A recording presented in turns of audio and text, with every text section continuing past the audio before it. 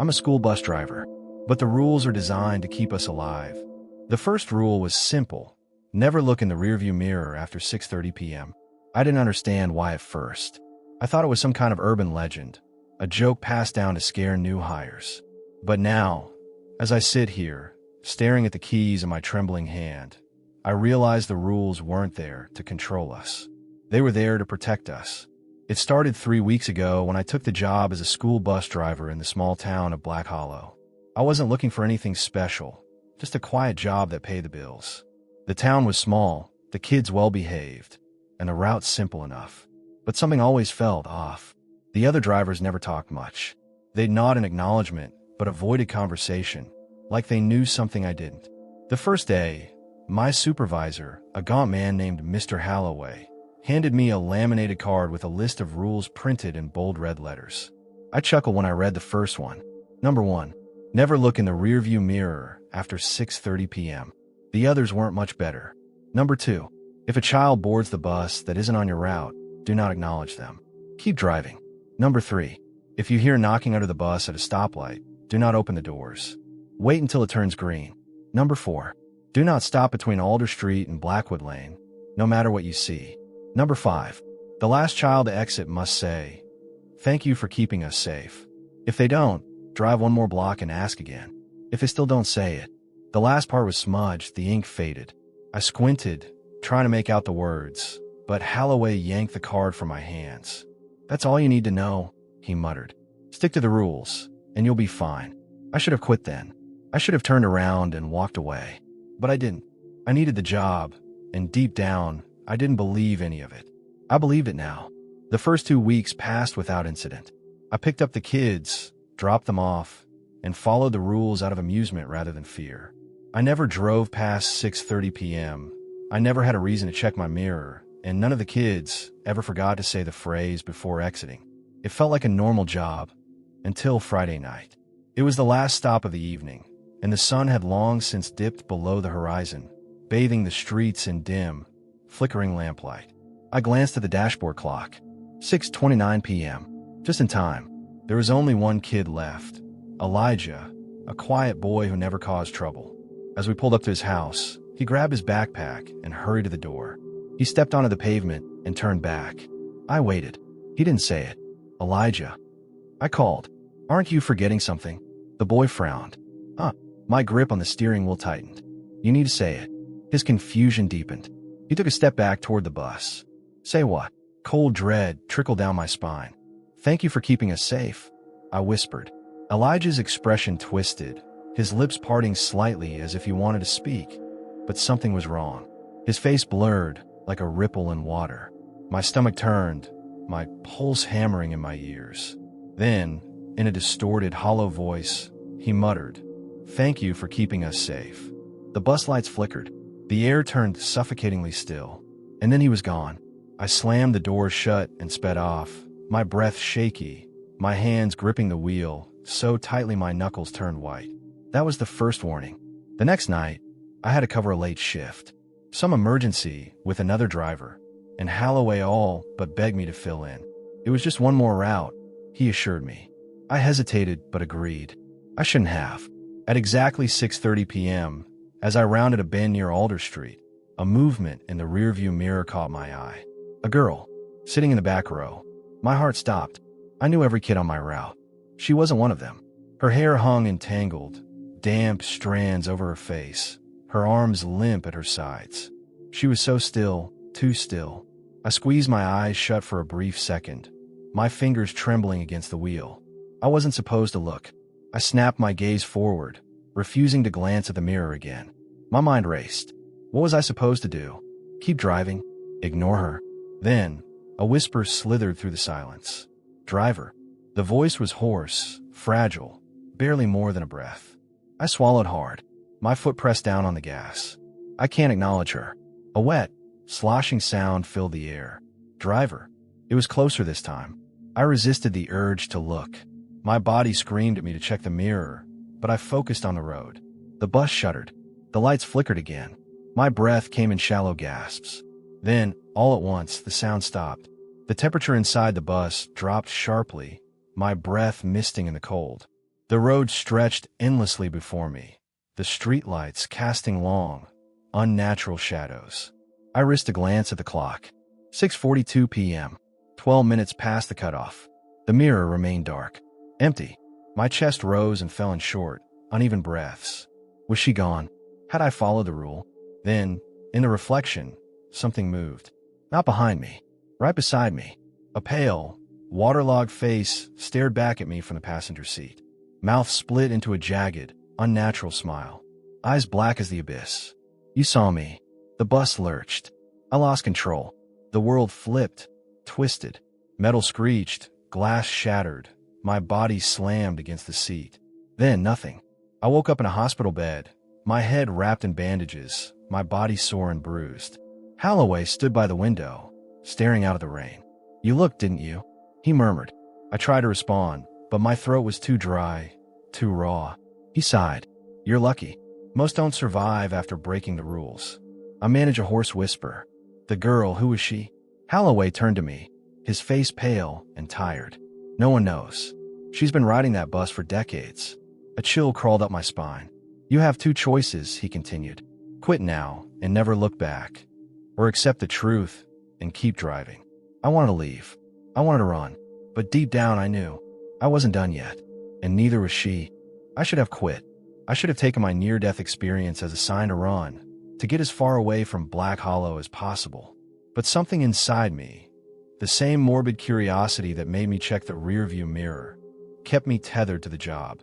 Maybe I wanted answers. Maybe I just wanted to prove to myself that I wasn't crazy. Either way, when Mr. Holloway came to see me 2 days after the crash, offered me the keys to a new bus, I took them. His only response, a slow, knowing nod. Read the rules again, he said. You won't survive another mistake. I read them, over and over again. I memorized them, burned them into my brain. But even that wasn't enough, because the rules didn't prepare me for what happened next. The replacement bus was older than my last one. The seats were cracked, the ceiling stained yellow with time. A faint mildew smell clung to the air, but the engine purred to life on the first turn of the key. The laminated rule sheet was taped to the dashboard, a fresh copy, the ink crisp and unblemished. I ran my fingers over the last rule, the one that had been smudged before. Number 5. The last child to exit must say, "Thank you for keeping us safe." If they don't, drive one more block and ask again. If they still don't say it, return to the depot immediately. Do not go home. Do not speak to anyone on the way. Wait for further instructions. A lump formed in my throat. Why? What happened if I went home? What happened if I spoke to someone? I didn't want to find out. Monday was my first day back. I followed the route carefully, picking up the kids as usual. They were quieter than before, their little eyes darting toward me with an unspoken question. They knew something had happened. By the time we reached the last stop, the sun had dipped below the horizon. The air smelled of damp pavement, the chill of an oncoming storm hanging heavy. Only one child remained. I checked my roster. Marcus Lane, a quiet kid, maybe 8 or 9, always sitting in the second-to-last row. He stepped down onto the curb, his oversized backpack nearly swallowing his small frame. I waited. Marcus stared at me, his eyes unusually blank. His lips parted slightly. And then, nothing. He turned and started walking toward his house. A cold weight settled in my stomach. Marcus, I called after him. What do you say? He stopped. His shoulders hunched forward like he was thinking. Then, slowly he turned. The street lamp above him flickered. His eyes were darker than before. Too dark. Then he smiled. It wasn't a child's smile. It was something else. Something wearing his skin. Thank you for keeping us safe, he said. The lights on the bus sputtered. The air inside turned thick, suffocating. I gripped the wheel, my nails pressing into my palms. The feeling was back. The wrongness, the twisting of reality around me. I had followed the rule, hadn't I? But deep down I knew. Marcus wasn't Marcus anymore. I kept my foot on the gas, watching Marcus disappear into the shadows of his home. My hands were clammy, my heart beat too fast. I should have returned to the depot. I should have followed the rule. But something was off. The road stretched longer than usual, the streetlights casting unfamiliar shadows. My fingers twitched toward the radio dial. Static greeted me. Then, something else. A voice. Garbled, low, like a whisper just out of reach. Driver. My chest tightened. No, not again. I glanced at the rearview mirror instinctively, then cursed under my breath. A boy sat in the back row. Not Marcus. Not anyone I recognized. His skin was pallid, his hair damp and stringy. He was staring at me, mouth moving, but I couldn't hear what he was saying. I pressed my foot harder against the pedal. I just needed to get back. Just needed to reach the depot. The voice in the radio crackled again. Wrong turn. My hands jerked the wheel. The bus swerved violently, tires screeching against the pavement. I caught my breath, steadying myself. The street sign ahead was unreadable, the letters blurred like they were melting. I wasn't on my usual route anymore. The road narrowed, twisting into an unfamiliar path lined with gnarled trees. The streetlights had disappeared. Ahead, a single figure stood in the middle of the road. A man. He wore an old-fashioned suit, his posture unnaturally rigid, his head tilted at an odd angle, like his neck had been snapped. I slammed the brakes. The bus screeched to a halt, my breath coming in ragged gasps. The man didn't move. Then, his mouth stretched open, too wide. A distorted, choking noise gurgled from his throat. My hands fumbled for the gear shift, desperate to reverse, to turn around. Anything. But then the doors of the bus hissed open. I hadn't touched the lever. Cold air slithered inside. I didn't want to turn around. I had to. The boy was standing in the aisle now. Closer. Whispering. I still couldn't hear the words, but they pressed into my skull like a nail being driven into bone. The man outside took a step forward. And another. Then he was running. A garbled shriek tore through the night as he lunged for the open doors. I slammed them shut just in time. The impact rattled the bus, the glass vibrating under his weight. His hands clawed at the windows, his fingers leaving behind streaks of something dark. The boy was still whispering. His face was inches from mine now. His breath smelled like damp earth and rot. The radio crackled. Keep driving. I did. I didn't care where I was going anymore. I just knew I had to leave. The road twisted, turned, the scenery morphing until suddenly I knew where I was. The depot. I nearly sobbed with relief as I sped into the lot, slamming the brakes so hard the tires screeched. The doors opened. The boy was gone. I sat there, my fingers numb, my mind racing.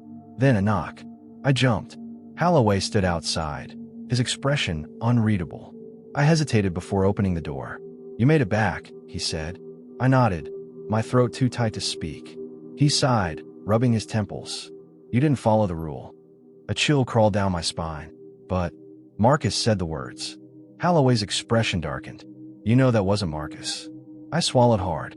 "What happens now?" I asked. He exhaled slowly. "Now." His eyes flicked toward the darkened road behind me. "Now you pray that whatever followed you back stays outside." I didn't sleep that night. Even after I left the depot, even after I checked into a cheap motel on the outskirts of town, I couldn't shake the feeling that something had followed me. Holloway's words rang in my head. "Now you pray that whatever followed you back stays outside." I kept the curtains shut, the lights on. Every noise outside made my breath hitch. Every creak of the walls, every whisper of wind against the windows. At some point, exhaustion won. My body collapsed against the stiff motel bed, my mind foggy with half-formed nightmares. Then, something knocked on the door. I bolted upright. My heart pounded in my throat. The clock on the nightstand read 3:33 a.m. Another knock. Slow, deliberate. I forced myself to stay still, barely breathing. Knock, knock, knock. A pause. Then, something slid under the door. A single laminated card. The rules. But this time there was something different. Something new. I reached for it with trembling fingers, my stomach twisting into knots as I read the added rule scrawled in blood-red ink at the bottom. Number 6. If you make it home, but still feel like someone is on the bus, do not turn around. Do not acknowledge them. Do not sleep in your bed tonight. The moment my eyes left the paper, I felt it. The air in the room was heavier, the shadows longer. And the worst part, I wasn't alone anymore. I didn't turn around. I didn't dare. But I could see it. In the mirror above the motel dresser, barely visible in the dim light, a figure stood behind me. Not moving, not breathing, just watching. I couldn't make out a face. Just a vague, wrong shape. A distortion of something that should have been human, but wasn't. I forced myself to look away, clutching the rule card like a lifeline. Do not acknowledge them. I swallowed hard, my throat dry. Slowly, carefully, I reached for my phone, dialed Holloway's number with trembling fingers. He answered on the first ring. You saw them, didn't you? I nodded before realizing he couldn't see me. Why, yeah. My voice came out hoarse. A heavy silence. Then, he whispered, do not sleep in your bed tonight.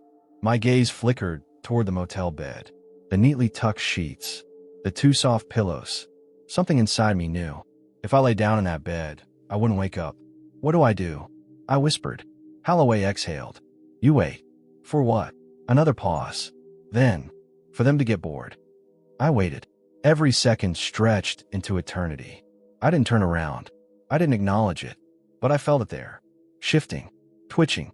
Getting closer. The air grew thick with a rancid, damp smell, like something rotting in stagnant water. My skin crawled. The motel lights flickered. A whisper brushed against my ear. Too close. I clenched my jaw, pressing my hand against my knees. Don't react. Don't react. Then, the bed creaked. The mattress sank, like something was climbing onto it. I squeezed my eyes shut. Not real. Not real. Not real. A long, wet breath rattled behind me. Then a voice. Not quite human. Not quite anything at all. I saved you a seat. My blood turned to ice. It wasn't just on the bed anymore. It was right beside me. I don't remember when the whispering stopped. I don't remember when the presence left. All I know is that when the first rays of morning sunlight bled through the curtains, the air felt normal again. The smell was gone. The shadows had receded. I finally turned around. Nothing. Just an empty motel room. But something on the bed was different. The sheets were wrinkled. The pillows slightly indented, like someone had been lying there all night. And on the pillow, a single yellow bus ticket. I nearly quit that morning. But something about the ticket sent a clear message. I wasn't done. Whatever this was, whatever was attached to the bus, to the route, to me, it wasn't going to let me walk away.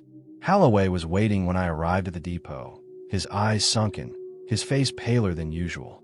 You made it, he murmured. I tossed the bus ticket onto his desk. What the hell is this? Holloway studied it for a long moment. Then, softly, it means you have a passenger now. The room suddenly felt too small. What does that mean? Holloway met my gaze. And what he said next made my stomach drop. It means they're riding with you now. Every shift, every route, until they find someone else to take their seat. A heavy silence stretched between us. I should have left. I should have thrown the keys at him and walked out. But instead, I asked the question that had been clawing at my brain since the moment I started this job.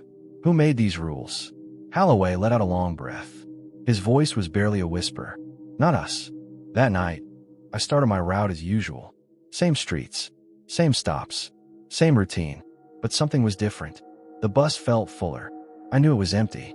I knew there were no kids left after the last drop-off. And yet, in the corner of my vision, in the reflection of the mirror, I saw it. A shadow sitting quietly in the last row, watching, waiting for someone else to take its seat. And I had a terrible feeling. That seat, it wasn't meant to stay empty for long.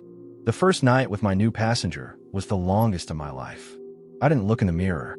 I didn't acknowledge it, but I felt it there.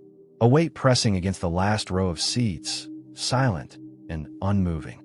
A passenger that wasn't supposed to exist. Every time I turned a corner, the bus creaked as if someone shifted their weight. Every time I slowed at a stop sign, I swore I could hear breathing. I gripped the steering wheel, knuckles white, my mind screaming at me to just drive. But it wasn't that easy, because the rules had never prepared me for this.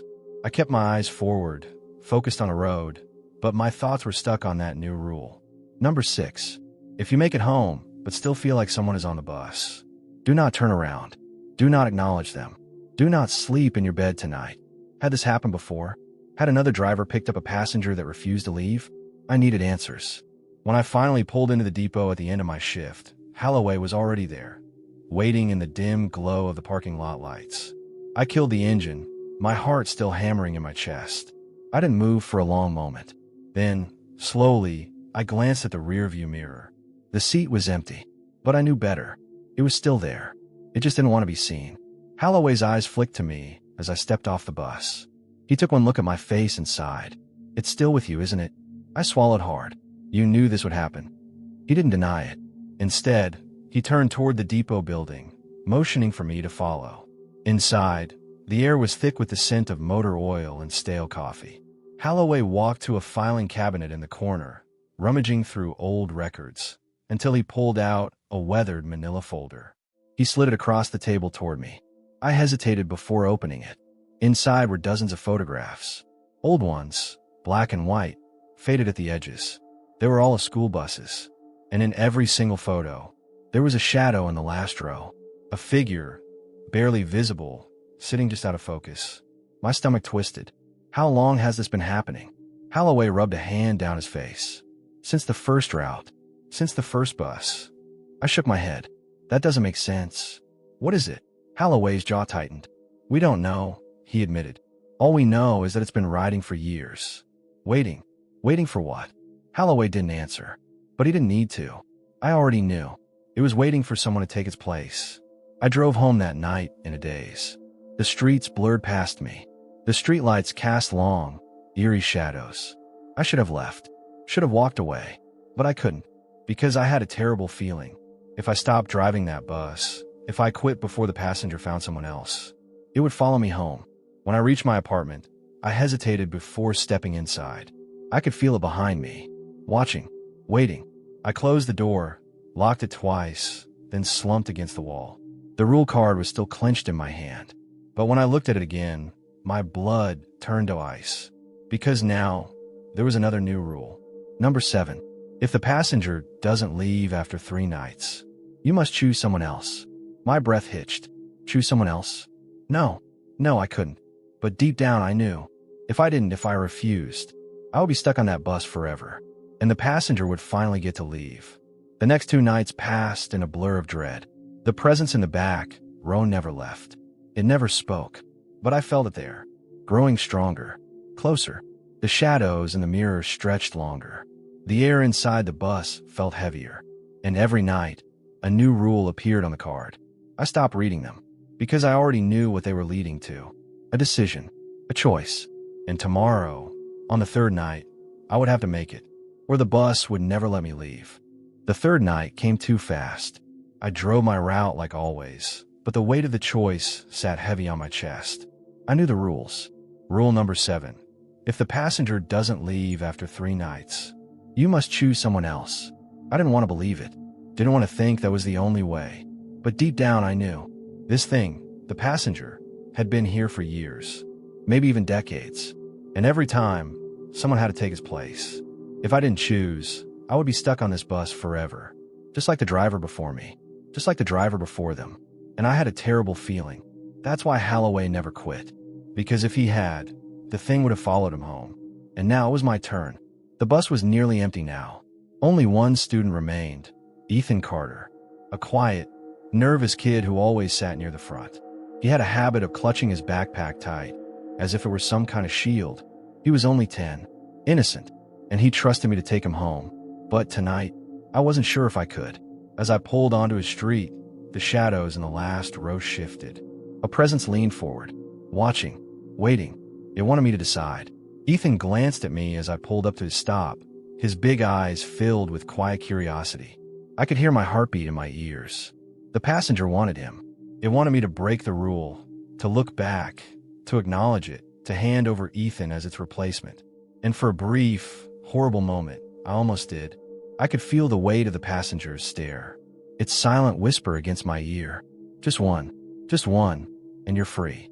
Ethan shifted in his seat, unbuckling his backpack. Thanks, Mr. Turner. See you tomorrow. My hands were shaking. My throat was dry. Then, the bus lights flickered. The air turned ice cold. And in the mirror, the shadow in the last row moved. It was coming. It knew I hadn't chosen. And it wasn't happy. The bus lurched forward. The door slammed shut. Ethan jumped, grabbing onto the seat. What's happening? The engine roared to life on its own. The wheel twisted violently in my hands. We weren't stopping. We weren't going home. I gasped, trying to wrestle control of the bus. But it wasn't listening. The road blurred past us, streetlights stretching into long, jagged streaks. The buildings outside melted into something dark, something wrong. And in the mirror, the passenger was standing now, closer, its body twisted and hunched, its face still hidden in shadow, but I could feel its rage. I broke the rule. I didn't choose. And now, it was taking both of us. Ethan was crying now, gripping his backpack like it could somehow save him. Where are we going? Mr. Turner, what's happening? I didn't answer, because I didn't know. The world outside was warping, shifting, turning into an endless stretch of road beneath a pitch-black sky. The bus wasn't stopping. I wasn't driving anymore. The passenger was. Then, the lights flickered again. And this time, when I looked in the mirror, I saw its face. A face that wasn't mine. A driver's uniform. A cracked, hollowed-out smile. Empty eyes. And worst of all, I recognized it. Because I had seen that same uniform before. In Holloway's old photos. The driver before me. Still here. Still riding. Still waiting for a way out. And now I was next. Unless I did something. Unless I broke the cycle. My mind was racing. There had to be another way. If the bus wanted a passenger, then maybe it didn't matter who. I looked at Ethan. His face streaked with tears. I wasn't going to let it take him. But someone had to stay. Someone had to ride forever. My hands tightened on the wheel. I made my decision. Ethan. My voice was steady, firm. Listen to me. He sniffled, looking up at me with wide, terrified eyes. When I tell you to run, you run. Don't look back. Don't stop. Just go. His lip trembled. But. Promise me. Hesitation. Then a weak nod. That was all I needed. I reached for the emergency door release. The passenger snarled. The bus veered violently as I pulled the lever. The back door burst open. The outside world rushed in. And I did the only thing I could. I grabbed Ethan. And I threw him out. I caught one last glimpse of him, tumbling onto the pavement, his backpack flying off his shoulders. Then, the doors slammed shut, and the bus kept driving. Faster. Deeper into the dark. The passenger was right behind me now. I could feel its breath against my neck. Feel the icy grip of its fingers curling around my shoulders. I didn't fight it. I just closed my eyes and let it take me. I don't know how much time passed after that. Could have been hours. Could have been years. All I know is I'm still here. Still riding. Still waiting. Because the bus always needs a driver. And now it's me. I see the new kid sometimes. The new driver. He doesn't know yet. He doesn't feel the weight in the last row. Not yet. But he will. And one night soon, he'll have to make the same choice. The cycle always continues. And the passenger is always waiting. The end.